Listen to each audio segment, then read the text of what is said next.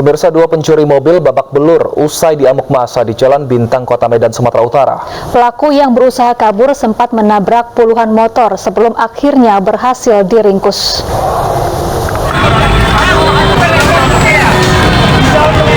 Dua orang pencuri mobil ini jadi sasaran amukan massa setelah diringkus usai beraksi di Jalan Bintang, Kota Medan, Sumatera Utara.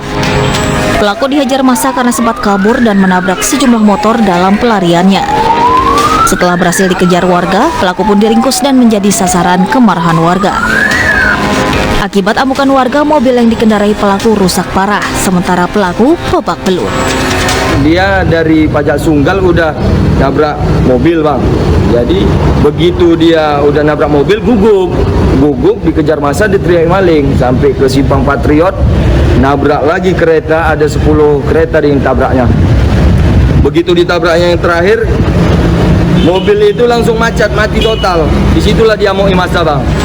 Selanjutnya pelaku diamankan ke Polsek Medan Kota untuk penyelidikan lebih lanjut.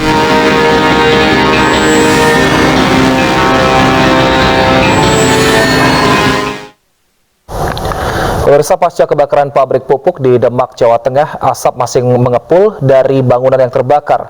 Tebalnya asap hingga mengganggu operasional rumah sakit. Kepulan asap masih membubung dari salah satu bangunan gudang yang terbakar akibat yang masih diselidiki di pabrik pupuk CV Saprotan Utama di Brangen, Demak, Jawa Tengah. Dampak kepulan asap berimbas kepada rumah sakit Pelta Al-Nugrah yang ada di samping pabrik pupuk. Seluruh ruangan rumah sakit disterilkan karena banyak asap yang masuk ke ruangan rumah sakit. Tebalnya kepulan asap membuat operasional rumah sakit menjadi lumpuh.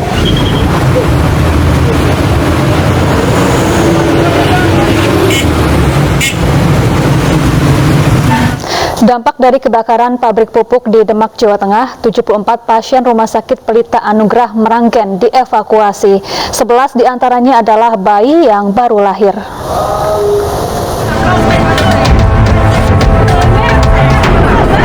Evakuasi pasien terus dilakukan pihak Rumah Sakit Pelita Anugrah dibantu oleh personel Polres Demak dan Kodim 0716 Demak serta relawan ke sejumlah rumah sakit di Kota Semarang dan Kabupaten Demak. Sebanyak 74 pasien yang 11 diantaranya merupakan bayi yang baru lahir dan berada di dalam inkubator dievakuasi akibat terdampak kebakaran hebat yang melanda pabrik pupuk CV Saprotan Utama di Jalan Raya Semarang, Purwodadi. Meski api tidak sampai menjalar, namun asap dan material bahan kimia yang meledak masuk ke area rumah sakit. Ya, dampaknya pasti bikin kaget keluarga pasien dan pasien juga ya. Jadi mereka semua kalang kabut, mereka juga banyak lari sana sini. Kami ya semaksimal mungkin menenangkan mereka untuk supaya tidak panik yang berlebihan sehingga akhirnya tidak menjadi masalah yang lain justru. Kalau yang di gedung belakang semua dievakuasi, Pak? Gedung belakang kita evakuasi semua. Sebelumnya kebakaran terjadi pada Kamis sore di gudang B CV Saprotan Utama atau gudang pupuk siap kirim. Untuk penyebab pasti, tim kepolisian masih menunggu lokasi kebakaran aman untuk dilakukan olah TKP dari Polres Demak dan tim Lab 4 Polda Jawa Tengah. Hingga saat ini kondisi api yang membakar gedung B, C, dan A pupuk CV Saprotan Utama sudah padam. Namun kepulan asap masih terus mengepul dan menyebar di sekitar pabrik. Akibat kepulan asap ini membuat sesak nafas dan mata pedih. Dari Demak, Jawa Tengah, tim liputan iNews melaporkan.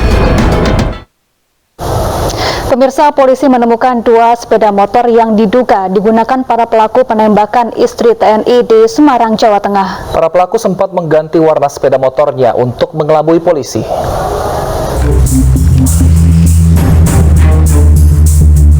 Kedua sepeda motor ini diamankan dari 2 lokasi yang berbeda.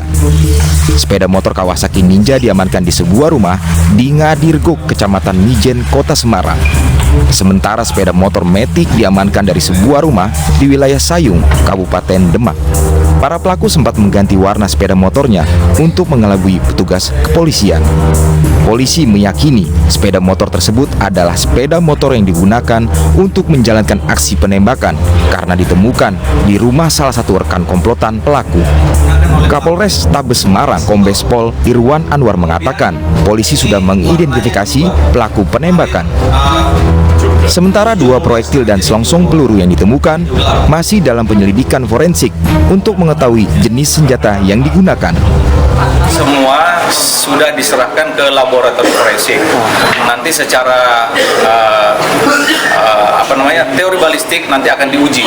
Ketika senjata yang diduga digunakan nanti akan diselaraskan, dimatchkan apakah itu keluar dari senjata laras ini atau bukan. Kepolisian meminta keempat pelaku untuk segera menyerahkan diri. Petugas belum dapat memastikan motif dari penembakan terhadap istri TNI Rina Wulandari. Dari Semarang, Doni Marendra, iNews melaporkan. Pemirsa, informasi terbaru, penembak istri anggota TNI ini sudah ditangkap polisi. Kita langsung saja mengkonfirmasinya dengan Kapolres Tabes Semarang, Kombes Pol Irwan Anwar melalui sambungan telepon. Selamat sore Pak Irwan, kami ingin konfirmasi, benarkah 4 orang pelaku sudah ditangkap Pak? Ya, selamat sore Mas. Baik Pak Irwan, Halo, benarkah 4 orang pelaku ini sudah ditangkap Pak oleh pihak kepolisian?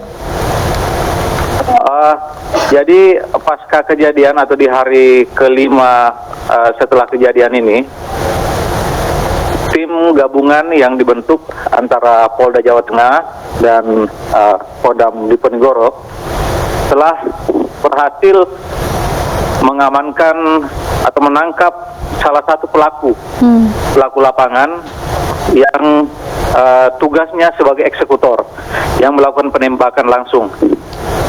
Itu sudah ditangkap. Kemudian tadi juga kita sudah merilis di depan teman-teman media terkait dengan barang bukti yang digunakan, sarana yang digunakan oleh pelaku. Demikian Mas. Ya, baru 1 pelaku yang ditangkap. Total ada berapa jumlah pelaku yang terlibat dalam penembakan ini? Dari identifikasi penanganan TKP, kemudian pengolahan CCTV yang ada di sekitar TKP, itu setidaknya kita bisa mengidentifikasi ada 4 pelaku.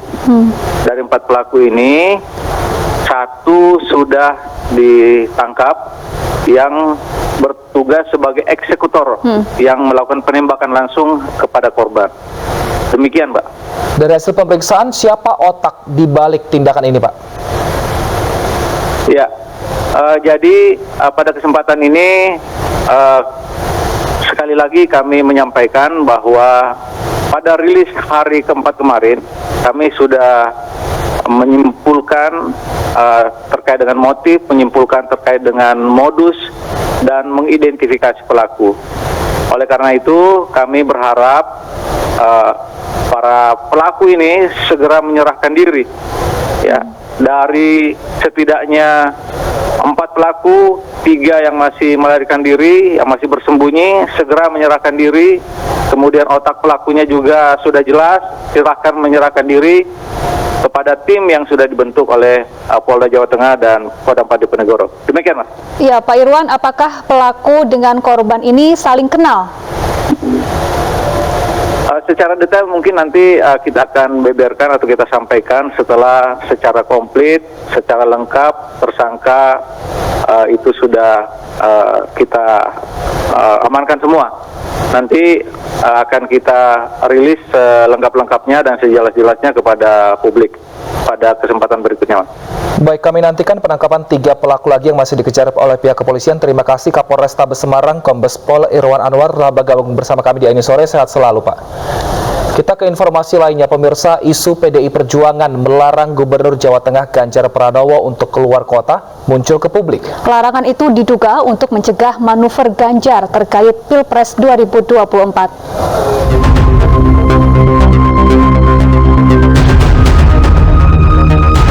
PDI Perjuangan buka suara terkait isu Gubernur Jawa Tengah Ganjar Pranowo yang dilarang keluar kota terkait Pilpres 2024.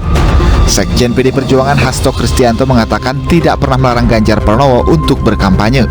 Bahkan menurut Hasto, Ketua Umum PDI Perjuangan Megawati Soekarno Putri meminta kadernya untuk melakukan soft campaign. Namun kampanye dilakukan untuk partai, bukan untuk kepentingan pribadi. Hasto juga menegaskan setiap kader boleh keluar daerah, namun ada mekanisme yang harus dipatuhi, seperti ada surat undangan dan penugasan dari partai. Diketahui Ganjar Pranowo menjadi salah satu nama yang berpotensi menjadi capres di 2024. Nama Gubernur Jawa Tengah ini juga masuk dalam 5 besar tokoh yang memiliki elektabilitas tinggi untuk bersaing di 2024. Namun hingga kini, PDI Perjuangan belum juga memutuskan nama bakal calon presiden yang bakal diusung di 2024 mendatang. Tim Liputan iNews melaporkan. Pemirsa, iNews sore masih akan kembali dengan sejumlah informasi menarik lainnya, di antaranya penyidik Barreskrim Polri memeriksa keluarga Brigadir J di Polda Jambi sejak pagi tadi, sementara kasus penembakan kini naik ke penyidikan.